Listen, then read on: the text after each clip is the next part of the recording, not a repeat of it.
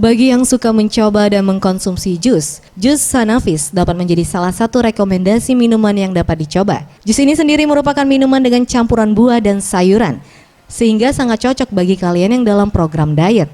Pemilik warung Andaru, Yeni, mengaku, Sanafis sendiri merupakan sayur nanas dan jeruk nipis, dan untuk sayur yang digunakan menggunakan sawi Jepang atau pakcoy, karena sayur ini tidak memiliki rasa pahit yang kuat, serta vitamin yang terkandung sangat baik bagi tubuh. Jus Sanafis ini sangat cocok bagi yang ingin menurunkan berat badan karena kadar manisnya yang tidak terlalu manis dan efek rasa jeruk nipis yang memberikan rasa segar.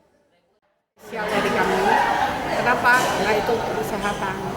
Nah di dalam jus itu ada sayurnya, ada nanasnya, ada jeruk nipisnya.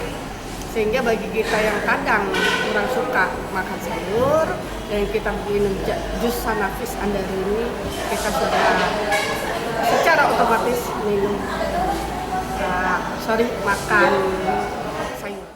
Minuman sehat ini sendiri dibanderol dengan harga Rp16.000 dan dalam sehari jus ini terjual 30 gelas jus. Tim Liputan Sriwijaya TV.